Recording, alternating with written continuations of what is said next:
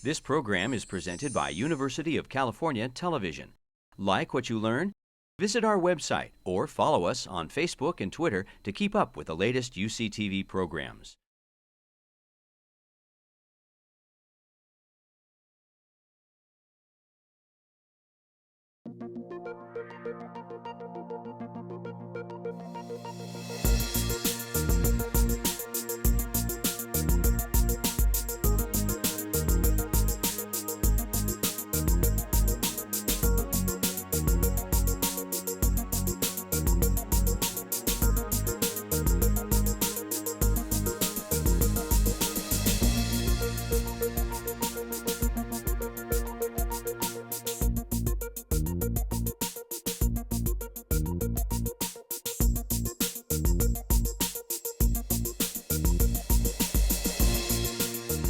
My name is Margaret Chesney, and I direct the UCSF Osher Center. And I want to talk with you about outsmarting stress and enhancing resilience, and how you can actually optimize health, which is a different paradigm too, as we start to think about having a healthy population. A lot of what we were talking about earlier with Dr. Barrow's talk was looking at treatment, where there are problems, and he also mentioned prevention. What we're actually also, there's some science to show that there are ways to actually enhance your resilience and optimize health that is coming from a whole kind of new body of research.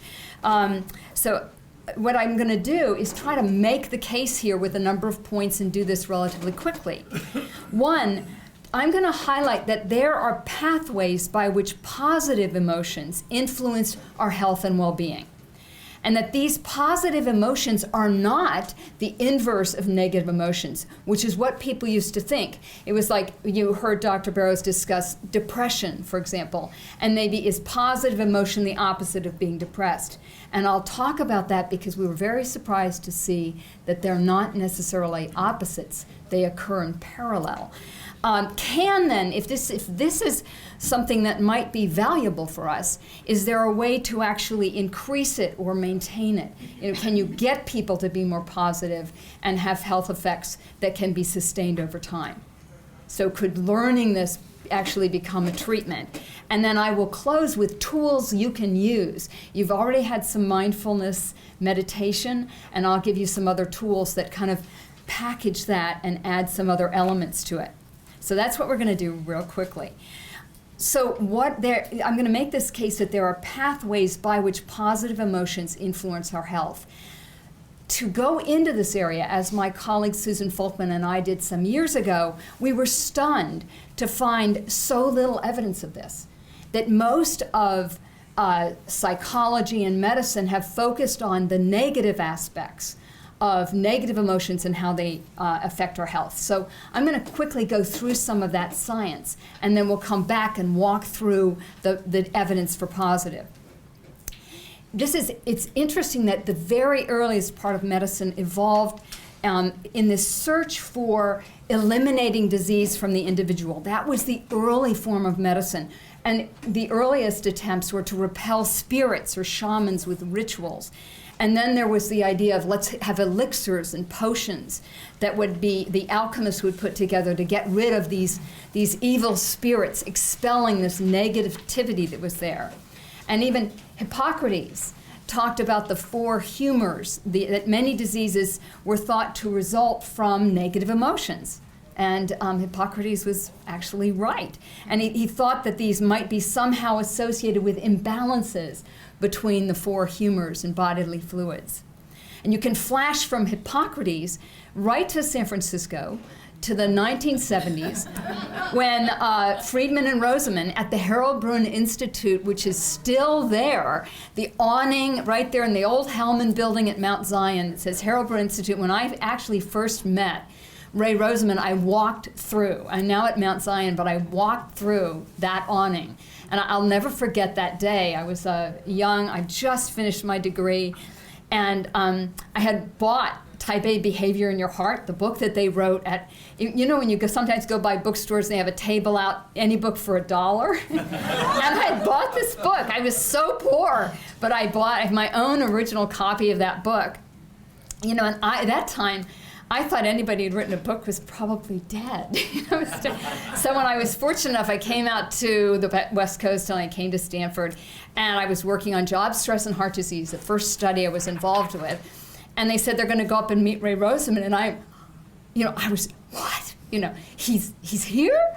And we actually went and met him. And I can remember what do you wear to meet somebody really famous? It was just an incredible experience. He turned out to be the nicest man. I ended up working with him for about 10 years. But we were studying anger and hostility and how does a negative mood somehow get into the heart.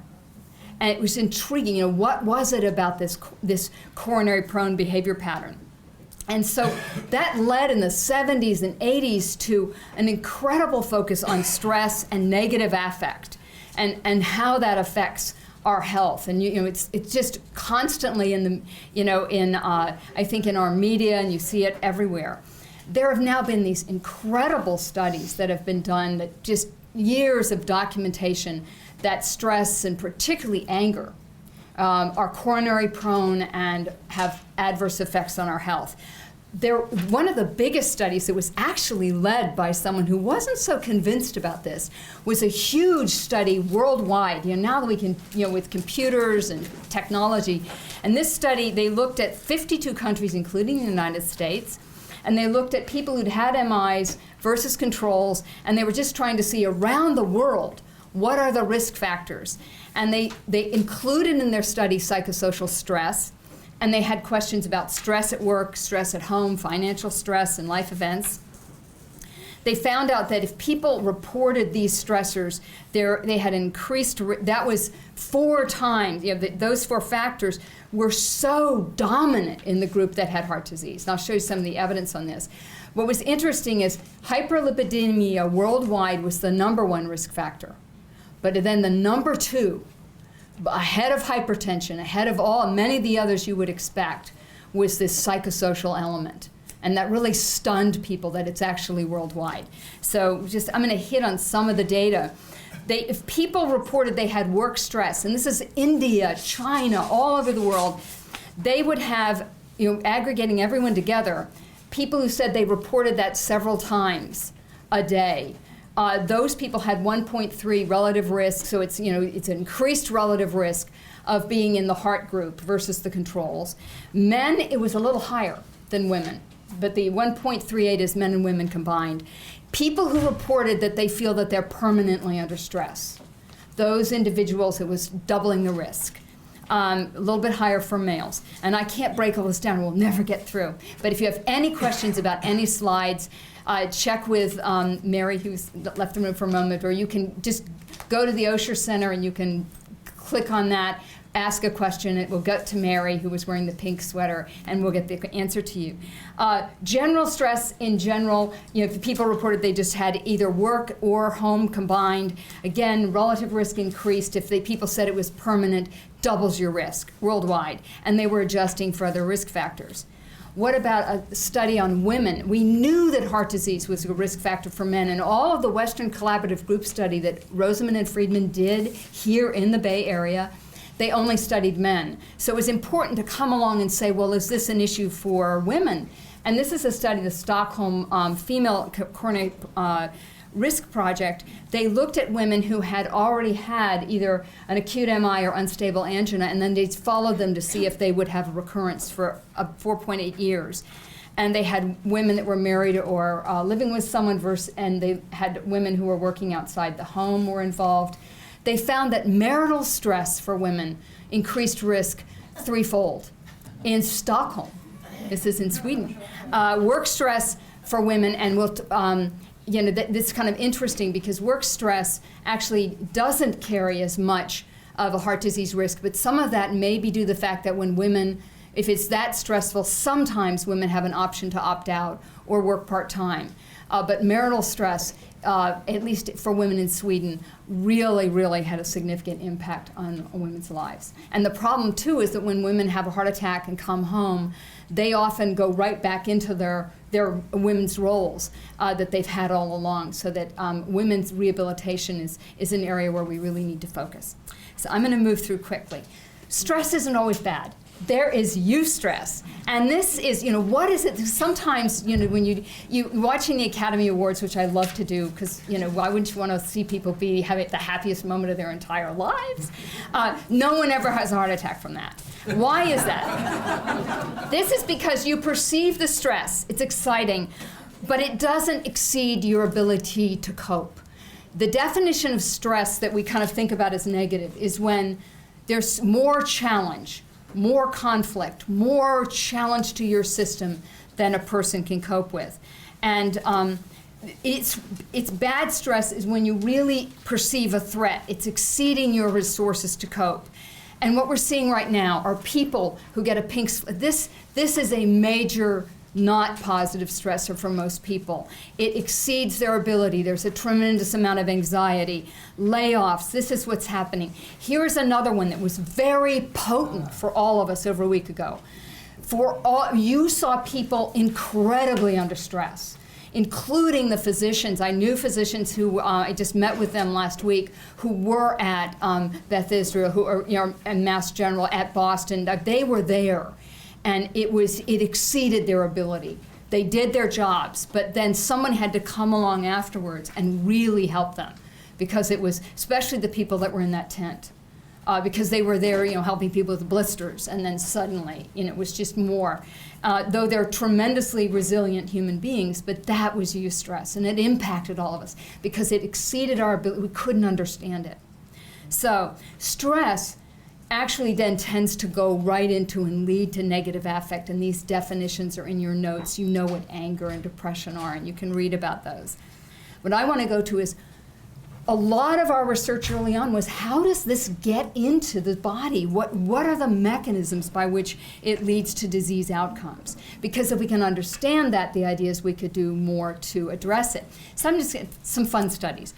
The really interesting study was the religious orders study of anger and disease. And in this study, they had 851 clergy, average age 75, and they looked at them. Many of them actually engaged in suppressed anger, because, you can't be a priest and you usually don't scream at people, And, but they found that people who had suppressed anger and depression, these were associated with increased death rates over the 4 years of follow-up that was independent of other risk factors, even a group that's certainly trained in a lot of coping strategies. Women's Health Initiative, many of you knew about that. That study had over 107,000 women in it, and they were going to be followed. They are now continually being followed, but the initial time period was 11 years. So we put in measures early on to assess things like anger, depression, and so forth. So you could just look to see whether or not those were associated over time with more illness. And women who scored higher in anger and hostility had 63 deaths per 10,000 in this first phase of the study in the first 10 years, compared to those who were least hostile. We also put in a measure on optimism, because I was really interested in that. I was on the committee that was able to pick the measures. And so later I'll tell you about what happens to the optimists, but the pessimists aren't doing so well. How does this happen? But again, it's like, how does it get in there? 3 pathways I'm going to highlight. One is physiological, the other is maladaptive behavior, and the other has to do with sort of social settings and environments. This is why this became such a difficult area to study, because negative emotions people react to those and do all kinds of things at once. So it's very hard to kind of isolate just one, because of what you'll see now, that people are reactive. So one thing we've looked at are, what are the physiological responses? How does it affect the body? And it turns out anger, particularly anger, but depression as well, affect so many systems in the body for males and for females. The nervous system, it affects breathing. Asthma is, there's an association. If you've ever had patients with asthma, or you know someone in your family with asthma, stress can trigger asthma attacks. It's really pretty obvious. It affects the heart, it affects endocrine systems. And all of this is, we were talking about mind-body, it's all happening at once. And so it affects the immune system. And I'll just highlight a little bit of that because it's intriguing. One of our colleagues, there's Tamarkin and Richie Davidson, who's at Wisconsin, have done these studies when we had with fMRI, we now can go in and look at the brain. You can begin to go in, and it's no longer that black box, but we can see what's happening when people get angry. And I've done studies where we asked people to relate when they got angry, and we did this down at Stanford. We looked at what happened to their hearts. We actually did one study. We had people talk about an event that made them angry that was still unresolved. If an event's resolved, it's like telling a story, because you kind of go through it, but you know it has a happy ending. So we had things that were really unresolved, and we did that while they were going through stress testing. And we'll never be able to do the study again, because having people talk about an anger incident caused left ventricular hypertrophy and such adverse effects, you can't really then do another experiment with it, because you were challenged. You know that it's going to increase risk for people, so we weren't able to replicate it. You just can't take that chance. What Ritchie found was that negative and positive states are associated with activity in the prefrontal brain. And the negative states are on the right side. And the right side, if you have people talk about things that made them angry, their right frontal lobes will, kind of glow. And then he looked, and so its right-sided activation is for negative states. And then he could look, and actually then they grouped people who were showing this right-sided activation and did some tests on their immune system. And they have lower levels of natural killer cell activity. They have greater decreases in NK activity during a natural stress of an exam. So you see, it's really impacting the immune system. They then show people a positive film, and people who have this kind of negative state, they don't show the same response to a positive film as people who have the more positive activation, which is on the left side. So and then they gave people vaccines, and they showed that people who had this right-sided activation, they don't even respond as much to vaccines. So it's affecting the immune system. We now have studies done here at UCSF by Alyssa Eppel and Elizabeth Blackburn that showed that stress was affecting telomeres. And they did this in a study of people who were caregivers. And you see that stress also lowers telomerase. We would do more of these studies, but it's kind of expensive to do some of the measures. But it does look a hint. Exercise, particularly if it's sustained over a long period of time, but done daily, say, or 3 or 4 times a week, but done over a longer period of time, may actually help the telomeres, may actually somehow counter this. So there you have a body to mind thing that Dr. Barrows mentioned about exercise and depression. Well, it also seems to perhaps have effects on telomeres. So and what is the pathway? There've been a lot of studies now, I won't bore you with that, but it looks like the one clear pathway is, of course, affecting breathing is pretty important, but another is it affects the HPA axis and cortisol. And you'll see in some of my slides, I'll mention cortisol. This is what makes studying this hard. People who have a lot of negative affect do a lot of maladaptive health behaviors. They are more likely to be users of heavy alcohol. They're sedentary. They have lower adherence to care. Depression is always a predictor of non-adherence to care in all of our studies, from HIV to hypertension. So that's a real problem when you're trying to study these, that people are responding to those affects at the same time. Because each of these behaviors affect heart disease, so does the negative affect, so it makes it a challenge. Just touch on one other area, social isolation. This is kind of unfortunate, but people who are depressed and angry tend to be more socially isolated. And there was a study, there's a Whitehall study. These are the civil service workers in London who work in the British government. And there are a lot of studies on Whitehall participants. In this one, they had 110 women and 188 healthy men in this study of Whitehall, and they looked at how socially, at their questions, like how many friends do you have? Do you feel you have someone you can talk to?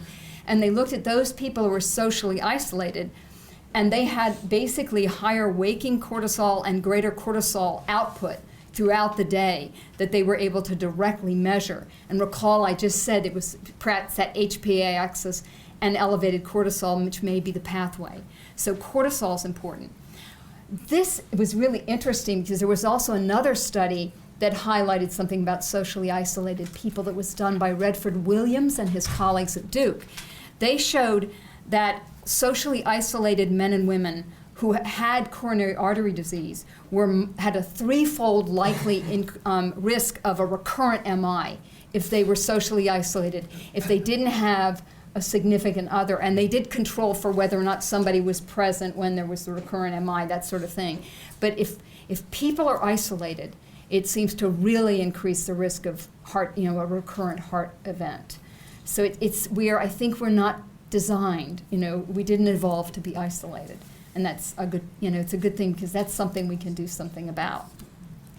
Okay, that's where everybody was focusing in the 1970s, especially after Rosamond and Friedman had come up with coronary prone behavior, which was this, in which the nugget that we found, the most important thing of coronary prone behavior, the work that I did with Dr. Rosamond, highlighted competitive hostility. That seems to be a really coronary prone element, as is depression. Part of some of these people who are so competitive and hostile, that what they're doing is they're almost like in a manic defense against being depressed, and they're just really, really out there, just keep going and going and going. And underneath all of that, sometimes is a kind of a quiet depression that some of you may have seen if you're practicing clinicians. But let's now look at the glowing left frontal hemisphere to understand what's going on with positive emotions. Very tough to study. There aren't measures. There's all these depression scales, interviews, but not that much for positives. And the interest here is we'll look at what's the impact of positive emotion on health. What do we know? And what can we do about it? Is positive affect associated with longevity?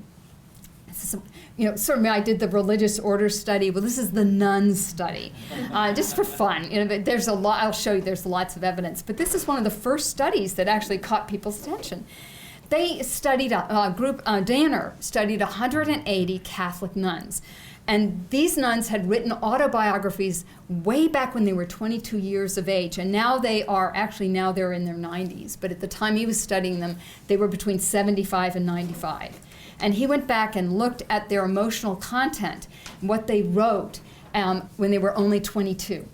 And one said, for example, I was born on September 26, 1909, the eldest of 7 children, 5 girls, and so forth. My candidate year was spent in the mother house teaching chemistry. With God's grace, I intend to do my very best for our order. For this, okay, so he read that biography, and then here's another biography. God started my life off well by bestowing upon me a grace of inestimable value. The past year, which I spent as a candidate studying in Notre Dame College, has been a very happy one. Now I look forward with eager joy to receiving the holy habit of Our Lady in the life.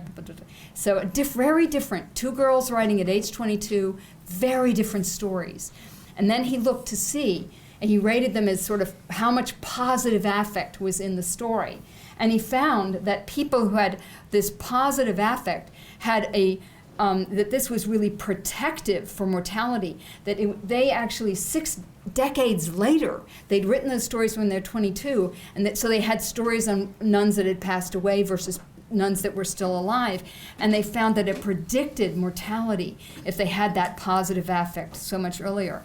And Danner simply said, of finding such a strong association of written positive emotion, that expression to longevity is something we should study.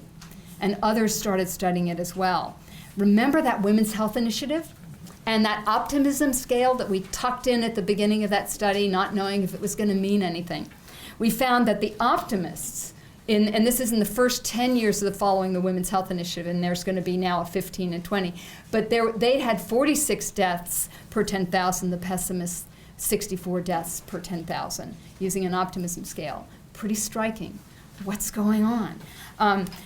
One of my colleagues, Andrew Steptoe, he does the Whitehall studies. He wasn't so sure about this. He was interested in that social isolation. Remember, the people who were socially isolated had the cortisol that was going up. So he had a great graduate student. He said, let's look across all the studies that have anything about positive affect. And Dr. Steptoe was really not so sure about this. But he said, let's take a look. So they did. They did a meta-analysis of these 35 studies, and lo and behold, the hazard ratio, that it turns out they found that it was protective, significantly protective across these studies, but the measures of positive affect are not as established as the ones for depression, but it's really somewhat intriguing. And I remember getting an email from Andy Steptoe, and he said, he emailed me because this is something I've been interested in, and said, you got to see our preprint. And he sent it to me in advance, and then we got together and talked more about it. So, okay, what's happening? How does this get into the body? What's going on? What's the impact on stress? So, we started by talking about stress. And I wanted, how many of you have gotten a cold after flying on an airplane? Some of you raised your hands, and that's how they have this thing called airborne, which has got a lot of vitamin C and things like that in it. It is possible because people are in an enclosed space, they don't circulate the air well, and so it's very easy to either get it directly from people that are there, but also people are visiting the restrooms and touching. There's a lot of germs on airplanes. They don't clean them that well. So you'll notice if you ever talk to flight attendants, they were the first people to be carrying hand sanitizer. I noticed, I said, what are you doing? And they said, this is hand sanitizer. Now it's everywhere. So I had a colleague, Sheldon Cohen, who studied stress and colds. And he showed that he actually studied these people and put them in a hotel. And in this hotel, they studied them, and they wanted to see whether or not people who had, everybody has background stress. Like some of us have less stress, some have had moderate stress. Remember the people who said they had the permanent stress and they were not doing so well? So he puts all these people in a hotel, and they actually drop rhinovirus down their nose. And then they're going to stay there, and they actually count the Kleenexes, they look, and they see who gets sick, and this is what they did. And it was amazing. And all very, very carefully controlled what was happening. And Sheldon wrote a great paper published in Science that showed that the people who had stress were more likely to catch the cold. And then after Andrew Steptoe writes this paper and we start talking about this positive stuff, Sheldon goes back and he looks through his questionnaires and he has some items in there that would pick up positive affect. So he then reanalyzes his data, and bingo, he shows that positive emotional style was associated in a dose-response pattern to lowering the risk of developing a cold after a viral challenge. Wahoo! You go, Sheldon. Really exciting for him. Another colleague who writes and goes, people are sort of surprised. I don't think he was expecting it. And then, so he did that study, and someone else said, well, let's just take faculty. Why not? And they scored people on positive affect, and they just followed them to see how many colds they got during the year. And that's a good, that would be a nice pre-doctoral, post-doctoral study. And they found that there was a significant association and that people had fewer colds. What's happening? So now we've got physiological effects. We know it's affecting the immune system. Richie Davidson has been now doing his fMRIs on people whose the left side glows. Their immune systems respond to positive films. I now only go to positive films. It's just, if I'm going to pay $9.95, I'm actually senior now, so it's like less expensive. I want my immune system boosted.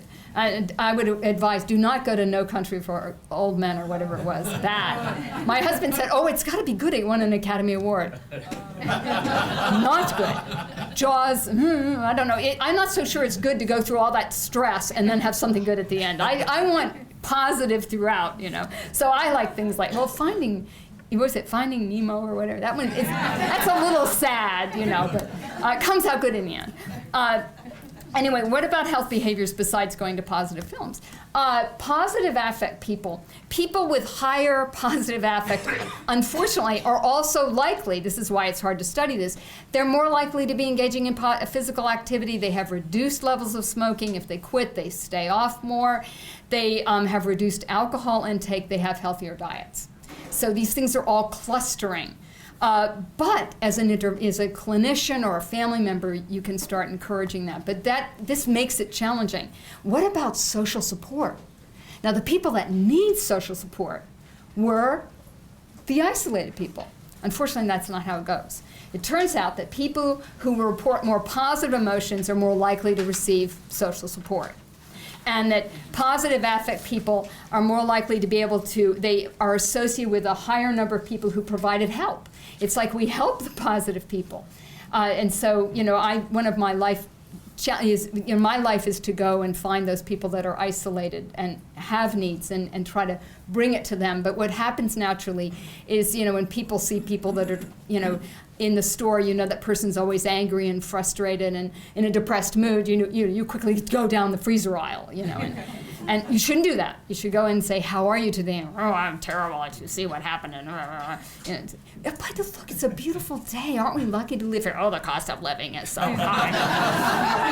Work on it. We can do it. We can do it. So that gets me, we know that, now I can tell you this real quickly. Susan Folkman and I were really stunned by this because that positive emotions are not the inverse of negative emotions.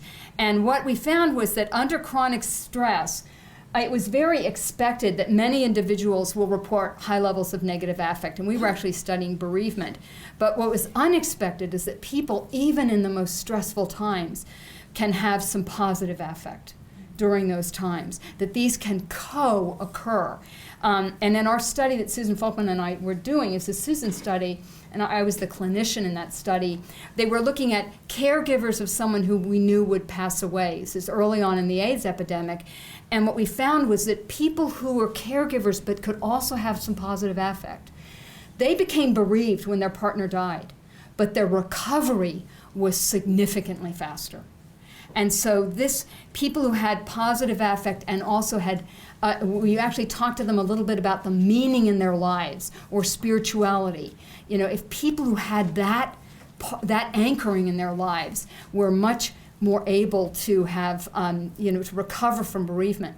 I was actually, and I've experienced this, I was walking along Divisadero right across from the Cancer Center. I'd just seen somebody there who was very, very ill. And I was feeling kind of heavy. And, it's just a little down. It was hard. And it was right after Halloween or, a few days later. And all of a sudden, this little girl is coming toward me, and she's Minnie Mouse.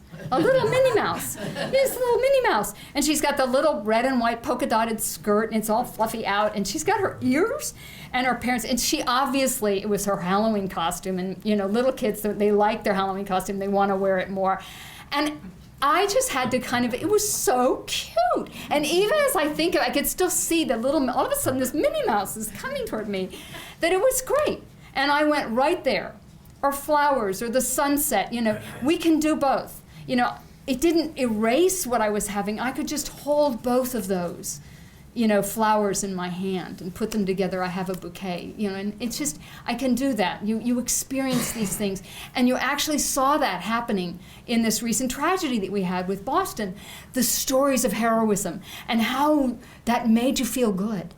And the fact that, all those people who helped right away.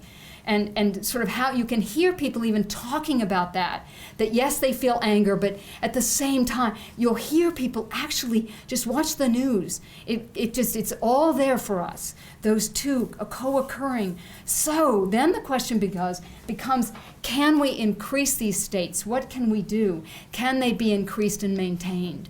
That becomes the challenge, and that's something we're focusing on in the Osher Center. So I want to take a look at that. This mindfulness-based stress reduction, or the mindfulness that you experienced in the lecture previously, and which you can have a sample of by going over, and we've got some workshops. You can. There's going to be some mindfulness there. There's also going to be some yoga. Both of those actually kind of capture some positives. But this mindfulness-based stress reduction, we know, mostly people have studied, does it reduce depression? And it does appear to do that. But now they've started going back and looking at the data and saying, but it also seems to improve positive affect. There are a number of other strategies that are being studied to see, focusing on stress management, to see, can we boost positive affect? Can we teach people to cope?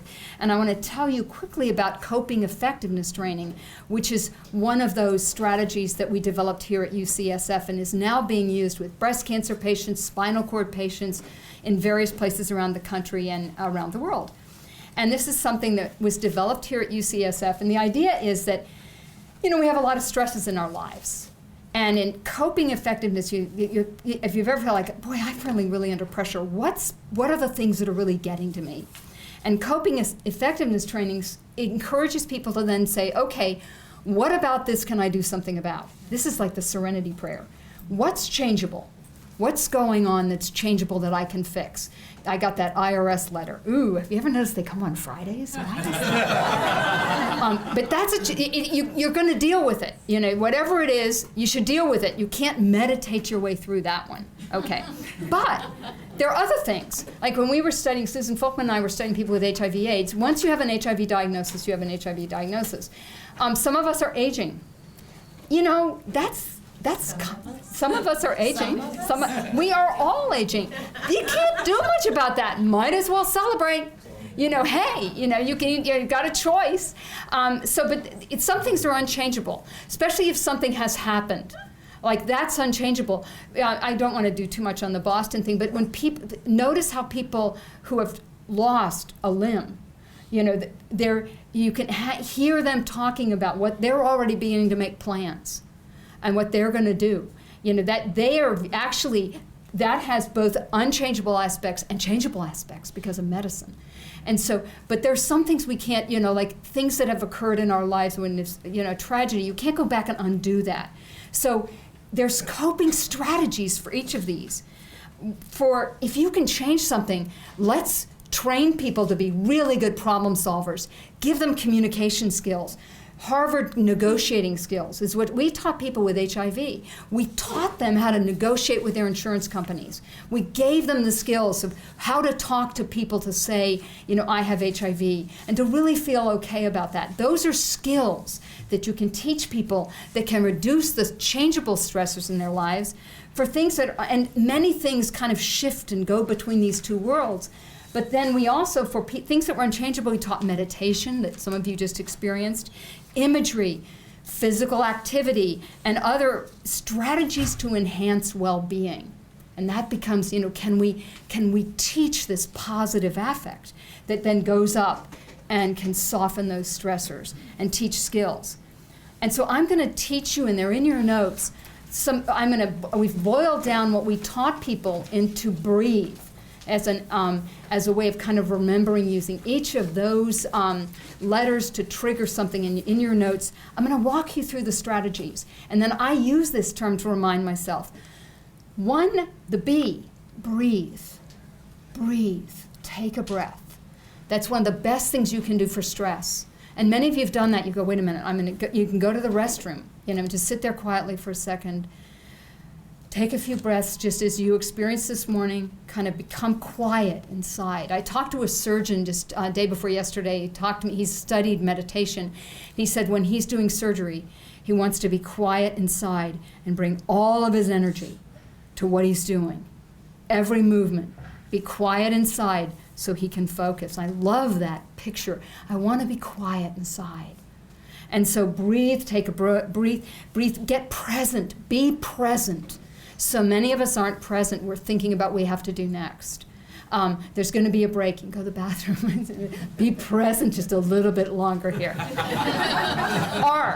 This is an incredibly important thing for many of us to do, and that is to set realistic goals.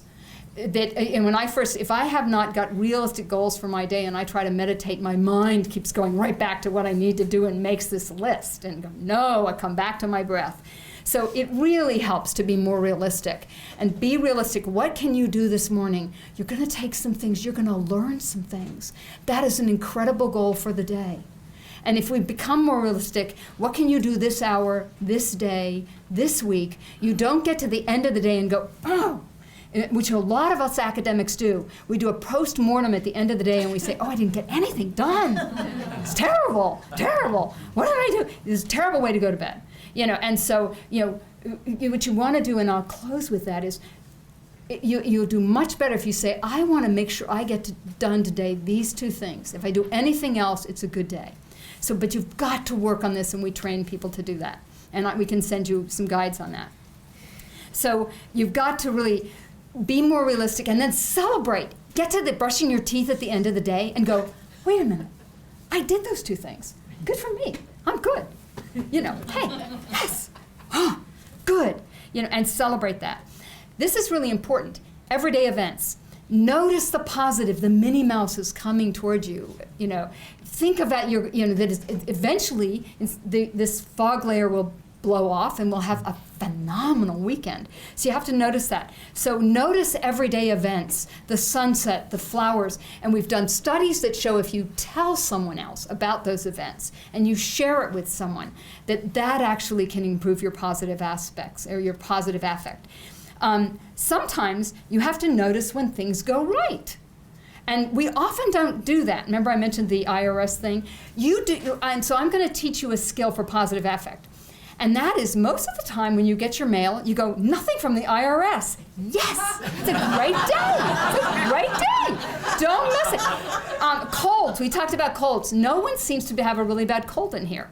And you know when you have a really bad cold, you go, I cannot wait until I can breathe again. You know, you're going to sleep and you sleep on one side and then you have to excuse, this is going to be bad on the tape, oh no. But then you know how you go on this and then that one clears and then you decide, all right, I'll take some of those medicines I know aren't so good, or squirt, no. So it's, but now we should all be going, we don't have colds. This is a great day. Okay, why the tire? This is important in my life. I am not so good at changing tires, especially now because I used to, I'm old and there was the thing you get out and you click it onto the bumper and there was actually even a little hole, we say in Hawaii, a puka, and you put the, chunk it, and you can do it. What is this? You can't find a manual. You have to use your iPhone to figure out what parts go where. This is not good. So I'm not so good at that. I joined AAA, yes. But most of the time when you go out to your car, if you're me, you go to your car and think of the numbers of times a day. I can go, it's a great day. My tires are inflated. This is great. So remember me. Remember this day. When you go to your car, look at your tires, remember me, it's a great day, except every once in a while it does happen, it does. So, but anyway, most of the time, it's pretty good these days. Don't know what they've done about the tires, but anyway, that's another lecture. That would be engineering, I think. Breathe, A, acts of kindness. Breathing, realistic goals, everyday events. Acts of kindness. Create positive events for others. It's so easy. It's just so easy. In the grocery store, you've got, somebody's got toddlers, they've got tons of Huggies and stuff in their basket. You have time, let them in. And I do that. And they said, but you've only got 7 things. And I said, no, I got time. You go ahead. And then the kids are reaching for the candy and there's a scene. And it's just, your heart just goes out because most of us have been there. And then the woman, the checker goes, Good Samaritan on aisle 3. That's not why you do it. But this is a good thing. Or just telling someone that they've got a really great, scarf on or a tie, or that is great. You look great today. So good. Remember Voltaire said, flowers leave fragrance in the hand that bestows them. So it's good for you. Turn negative events around. Reframing an event. When you do something wrong, you learn from that. You won't make that mistake ever again. So those lessons, those life lessons, that's what gives us wisdom. And so those are good things. Finding the silver lining. It's sometimes really tough. But and this is a whole nother lecture of how to find that reframing what's happened. Just like when you reframe an old picture and you take it to somebody who knows what they're doing, and then all of a sudden your picture kind of pops out. So you can refrain. Michael J. Fox has reframed the fact that he got Parkinson's, has now raised, I think it's close to $30 million, but he's raised so much more than that. Awareness. He's changed all of us. We can talk about it now. He's been on the Hill talking to Congress. He has made this a special thing for all of us, and we think of him, and we're so honored to know of him and how brave he's been. The H in breathe. Humor. Humor is great. Crack jokes. I was trying on Tuesday night to get back from Detroit. And so, why not spend the night in Houston? I mean, hello. I was part of the group that was sort of not doing so well with the sequestration. And I found myself in Houston to call my colleagues and say, I know you guys were expecting me back Tuesday evening. Well, I am now in Houston. I wrote my husband, I just tried to crack a joke. I said, Houston, we have a problem. I'm here. I'm not there. You have to find dinner yourself. I'm sorry. And then when I landed, hey, what's the line to use? The eagle has landed. Why not, So the E in breathe. End each day with gratitude. Instead of that to-do list that we didn't get done, end each day, really feeling gratitude of the things you've done. Note the positive steps and all that you're thankful for. One is being alive, do positive accounting at the end of the day, which is not what we're all trained to do. That we all do negative accounting. But I'm going to encourage you that as you're drifting, just think about the positives of the day. Keep a gratitude diary. There are studies now that show this is a new area of science, but studies that show that works. I'm going to show you that this does work. I'm going to go back to that coping effectiveness training really quick. We had a scale called the personal growth scale. There are not MMPI scales for positive. It's amazing. You go into mental health, there was nothing about how to enhance people's positive. It's just not part of psychiatry, but it is now. And so I love these items. I learned to be myself and not try to be what others want me to be. I learned to find more meaning in life. We used that scale, and then we did an intervention to see could we enhance this scale as well as reduce depression. So we did this big study. People got 2 forms of coping effectiveness training versus just a minimal contact control because everybody in the study was HIV positive and they were all depressed. So we wanted to stay in touch. We ended up combining the 2 coping groups. We did significantly increase coping skills by teaching those 2 things, how to change things, communication, negotiation, meditation, activities. We did that, that was good. We enhanced positive states of mind, significantly changed it. Look what happened to the group that we just called and stayed in touch with. And we then crossed them over and they all got a workshop on this, but they were getting worse. Personal growth, the scale I just showed you, negative change in the controls. They were losing ground. Positive changes in the people that got coping. Then the question was, is it maintained? When we treat people for depression, and stress management, we can get people's depression to go down, but and that usually happens from months 0 to 3, because these programs tend to be about 3 months long, and then they go back to baseline. By a year later, a lot of the people are depressed again, and we got to work on that. I'd never seen anything like this, where you got an effect by increasing coping skills and positives, and it really sustained. Positive states of mind. We think it's partly because of the social feedback people are getting. They're changing how they interact with one another, and people are giving them that more support. Maybe they're changing. We have to learn more, and we're analyzing these data now to figure out why was it so sustained. There was nothing happening for essentially the last 6 months. We just had them fill out some questionnaires, and it's holding. So this is really exciting. So this was my case. I wanted you to understand that there are pathways by which positive affect can influence health and well-being. Positive affect is not the opposite of negative affect. There's something happening there, and now we can have in the fMRI begin to sort out what's going on. There are new studies coming out of Wisconsin where they can show changes in the brain as people have learned both to meditate or have these kind of stress management strategies. So yes, we can affect this. You can take someone who wasn't as positive and you can move them along the continuum with some training. And I've given you tools that you can use, BREATHE. So at the Osher Center, what I want to say that what we bring to UCSF, and it's really embedded in UCSF culture, is that a lot of interventions that we do in medicine move people from being sick to health. And that's good. That gets people neutral, but that's not enough. What some of us want to do, and what we see with positive interventions, is that we're able to begin to move people into a zone where they have reduced vulnerability. Remember the study with the dropping of the cold virus?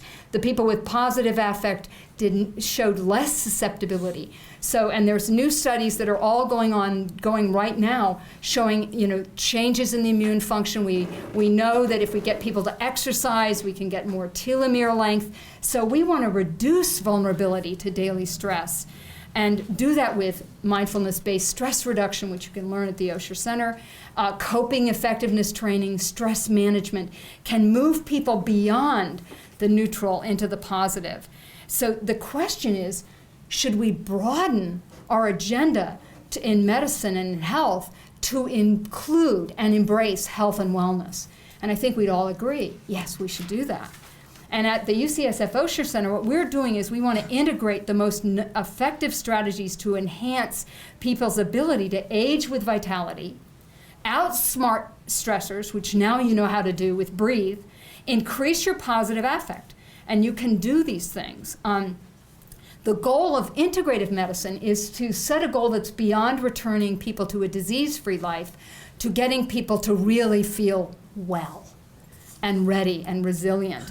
So we want to encourage people's personal growth and this enhanced resilience. And really also work with people to encourage them to actively participate in making choices that will basically build their resilience, like learning meditation, learning yoga. There's studies that we're just doing now that suggest that that also occurs, prevent illness, optimize their health, and in the end, improve the quality of their lives. Thank you so much.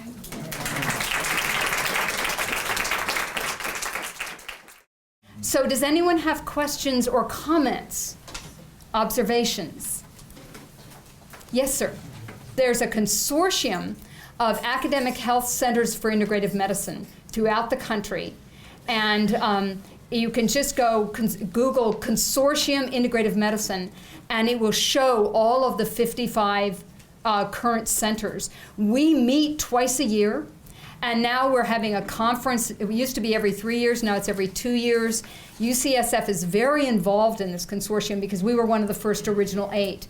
There's tremendous sharing that's going on right now among those. That's the goal. The goal of this this consortium is to really, in a way, make the most of, I don't like to say change medicine, but enhance medicine and move medicine. We're actually beginning to think about wanting to call ourselves the integrative health, or health care, because we really want to emphasize medicine and health. So there'll be a meeting in 2014.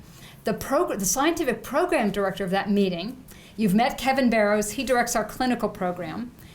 Rick Hecht here at UCSF, who heads the research program at the Osher Center, is the scientific program chair for this meeting in 2014 in Miami.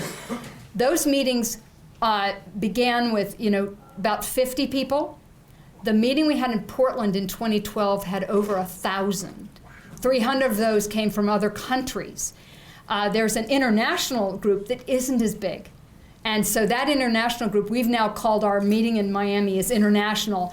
And so we're expecting that meeting will draw about 500 people from throughout the world, and we'll go way over 1,000 people. And that's all being is the engine behind that is this consortium of integrative or academic health centers.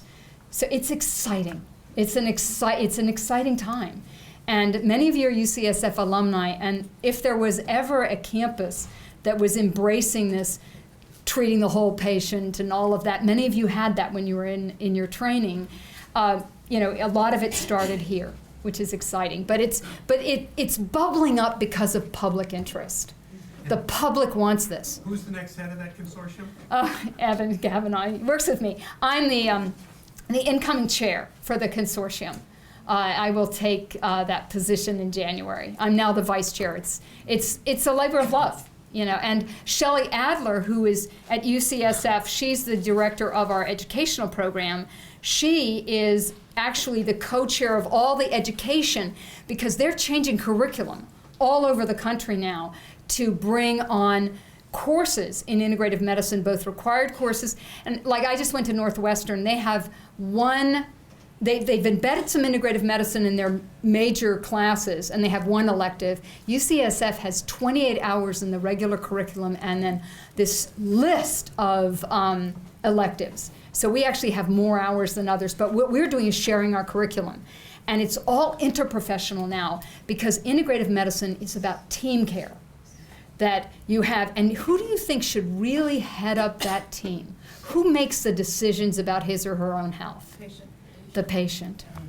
We work for that patient, and we work as a team. And it's so great because as working with people like Rick, Shelley, and Kevin, I don't need to know everything. I just need to, I can do the things I do well. And also on that team are acupuncturists, massage therapists, manual medicine specialists. Then you bring in the virologist if you need it. All of this is done with conventional medicine. One of the things, the Osher Center, we sometimes see patients who have tumors that need to be treated, but somehow it didn't get picked up by anyone else. But because we're here, if we discover their back pain is something that, might benefit from yoga, strengthening muscles, maybe seeing our manual medicine expert. But sometimes, and there was a case where a person actually had a tumor on her spine and they had, her physicians had sent her to the Osher Center saying, there's nothing we can do. You're just going to have to deal with this pain. And sent her to see Kevin Barrows, the fellow who was standing here just an hour ago. Kevin, talking to her for about an hour, hearing her story. He said, and she said, I'm so tired. I don't want to have any more scans. I don't want anybody to do that. I'm ready to just say I have to live my life this way. And he said, I need to talk to you about something. I want you to go back and do one more. We need to do a little bit more imaging. He said, I think there might be something there that we need to take care of. He sent her back to neurology. She had a tumor on her spine, and she's now helping support us and telling her story, because that is integrative medicine. It's not either or. It's just offering the best. Other questions? She's asking really what's my view of what's going to be happening in the field. Will there be more research? There was a period, these things are, funding of medicine is right now political football. And so there was a period where anything that dealt with social stress, psychology, there was less funding. And then there was more funding when the NIH doubled under Clinton. That gave a bolus of funding, and that was also when the National Center for Complementary and Alternative Medicine was organized. I actually feel right now that this has enough roots that this area of integrative medicine is taking hold. And it's funded some by philanthropy. Overall funding for any research, including this research, is going to be dampened because of our financial crisis. And I'm encouraging people to do very fine, smaller studies, because we all know that some of the best discoveries can be made with very few people. You can do big randomized trials, or you can be very smart, and we can do it with less funds for now. But yes, I feel that this field, looking at what's happened to the consortium, to go from 8 to 55, and literally, I can tell you the other 6. I know 2 are going to join, another 4 are in the works. To join the consortium, you have to get a letter from the dean. So it can't just be some people interested in this. You have to get the buy-in from a dean or vice dean. I think we're allowing vice deans. So this is big. The other thing that we're seeing nationally is that the other institutes are funding this. When Kevin was talking about fish oil studies, for example, some of those are being funded by the National Heart, Lung, and Blood Institute. The National Heart, Lung, and Blood Institute and the National Institute on Aging are also funding these kinds of integrative medicine studies now. So it's beginning to, it's no longer alternative. We don't use that term anymore. That's why we like the term integrative, because it's just studying really not just complementary approaches, but actually also embracing all of those other things. Remember, Dr. Barrows called them the foundational health practices. And he talked about sleep, nutrition, exercise, stress management, and I would just add to that resilience training, which is what we need to do. So I'm going to thank you all and tell you, here's the plan. Actually, you have the a plan. Has changed. The plan has changed. So first, okay. Dr. Chesney, thank you so much.